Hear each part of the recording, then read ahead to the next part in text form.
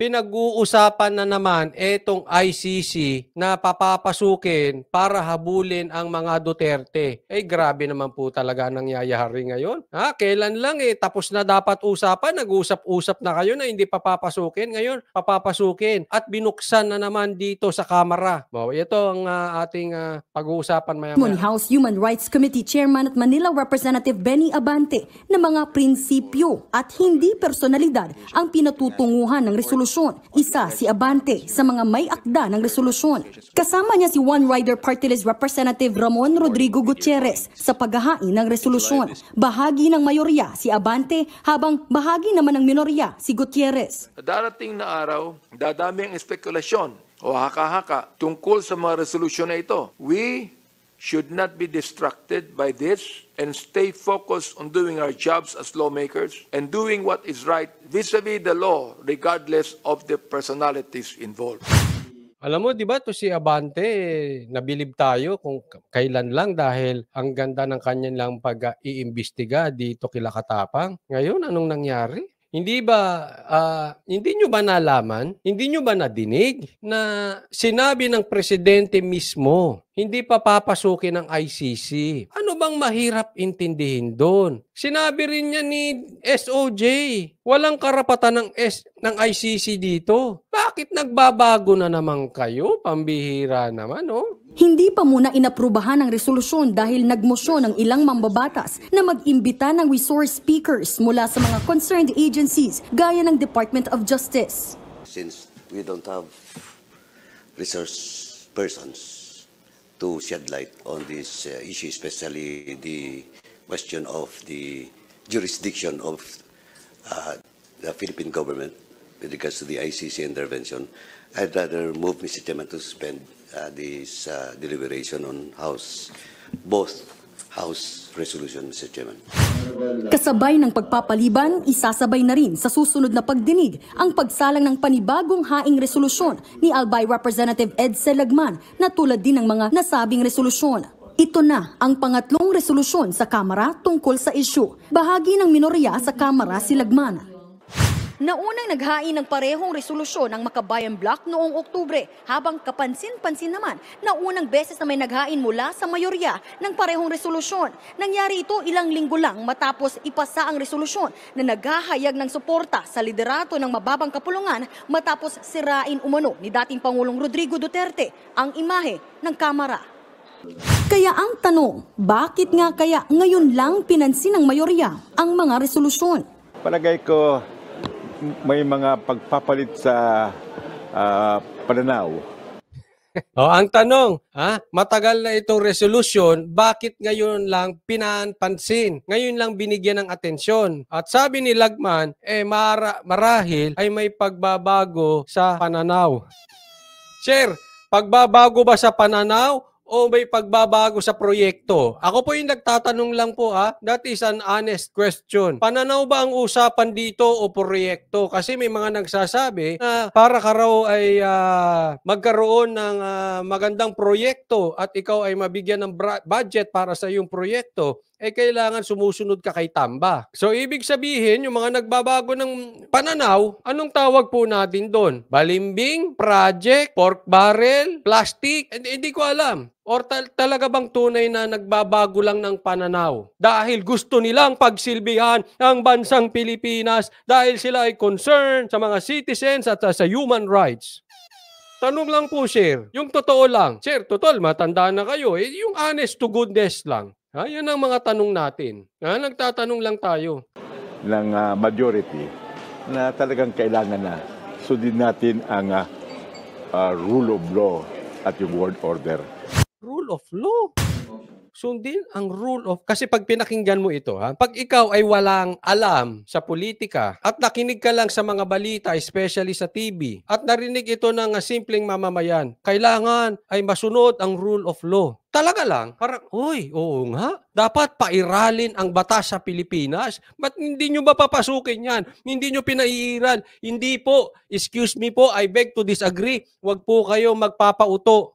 Mga Pilipino, kasi kasalanan nyo kasalanan nyo ang Ang bibilis nyong ang bilis nyong magpabudol. Huwag agad kayo paniniwala sa politiko. Bigyan nyo silang pagkakataon pag may sinabi. Bigyan nyo sila ng pagkakataon patunayan ng sarili nila. Pero hindi ibig sabihin, binibigyan nyo sila ng pagkakataon patunayan ng sarili nila. Naniniwala kayo. Huwag kayo tanga. Naiintindihan? Iba po yun. Halimbawa, may sinabi ang isang politiko, sige, pagbigyan natin para matupad niya yung gusto niya, para mapatupad niya yung sinabi niya. Pero hindi ako maniniwala. Tapos eleksyon, boboto ko? Tanga ka? Sorry po wag po kayong magagalit sa akin. Kailangan naiintindihan natin yan. Iba yung sarado o isip mo. Iba yung binibigyan mo ng pagkakataon yung politiko. Iba yung nagpapakatanga ka. Magkakaiba po yun, ha? Huwag po kayo magkakamali doon. Ako, sabihin ko sa inyo, lahat ng politiko, simula kay Marcos hanggang pababa, bigyan nyo ng pagkakataon. Pero, huwag kang tanga. Naiintindihan po? Magkaiba yon. Nagbago nga ba ng pananaw? Bigla-bigla naman yan. Ang tagal na yan eh. Ito, may sasabihin ako sa inyo. Ito ba ay paghihiganti? Kasi tatandaan natin nung tinawag na tamba ni Sara si Romualdez, anong kasunod?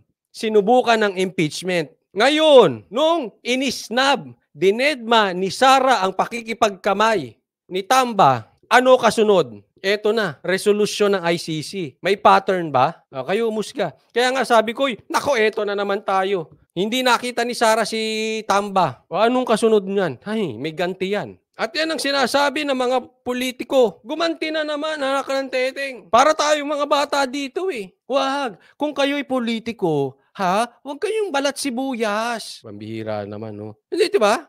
Tamba equals impeachment. Ngayon, dedma equals ICC. Gantihan. Pattern. Sabi nga nila, bagamat wala tayong patunay na ito ay kamay ni speaker, pero tingnan natin. Saan nanggaling tong resolusyon? Bigla-bigla na lang sumulpot, may ICC na naman. May usapin na namang ICC. Tingnan yung mabuti. It's either totoo na may kamay si Romualdez sa nangyayari dito sa Kamara na para pabalikin ng ICC. First choice. Or, hindi niya talaga alam, hindi niya gusto, at dinededma siya at ginagawa siyang tanga ng mga nasa ilalim niya. Wala kaming pakialam sa iyo, speaker. Basta kami isusugod namin itong ICC. Whether piliin mo 1 or 2, it shows yung leadership ni Tamba. Anong klaseng leader yung gumaganti? Kung hindi naman gumaganti, anong klaseng leader ka? Hindi mo kontrolado yan? Wala kang say dyan, di ba? Pero, ngunit, datapwat, ako sa totoo lang, wag po kayo magagalit Wag kayo magagalit sa akin. Gusto ko na makapasok talaga ICC. Ay, Coach Oli, dilawang ka. Hindi, alam nyo kung bakit? Kasi pag pinapasok ang ICC, aalma na ang taong bayan. I'm sure aalma na ang mga sundalo. I'm sure aalma na ang mga pulis. Yan yung sinasabi ni PRRD. Hindi po kami nagtatawag Hindi po. Ako? Hindi ako sasama sa rally.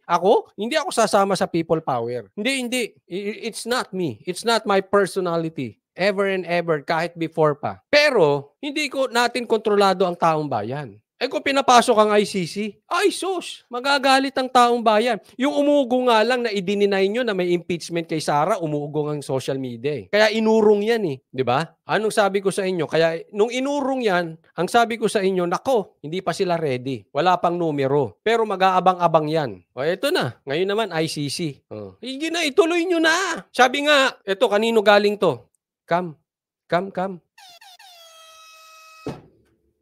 Hindi bastos yun. Come.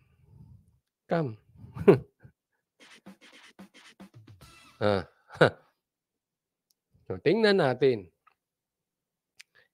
natin ngayon yung sinasabi nyo kung may katotohanan na laos na ang Duterte. Pagpasok ng ICC, we cannot blame the people pag sila ay nagsisisigaw at umalma. Ako, ayoko nun. Pero hindi naman ito gusto ko o ayaw ko Kita naman. Kaya gusto ko na rin sa isang banda pumasok ang ICC. ICC, come.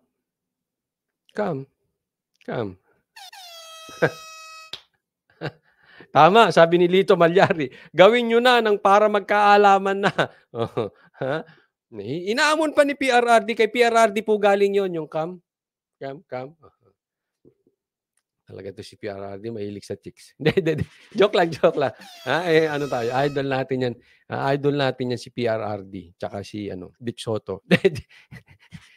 Joke lang, joke lang. Ba't napasok siya? Hindi talagang mga matitinik. Why? Merong dito nagre-react, sabi niya, konti na lang kayo kasi pro-China mga Duterte. Oh, pro-China ang Duterte? Pati Amerika pro-China. Nag-meeting pa nga sila eh. Si Marcos din pro-China. Kayo na lang dilawan ang ayaw umamin. Kasi kayo maka-Amerika. Pero nilaglag kayo sa ere. Nakipagkasunduan nga si Biden sa China. Nagmukhang tanga dilaw. Ay, kaway-kaway sa mga dilaw dyan, ha? Total, laos na kayo. Kawayan na natin sila.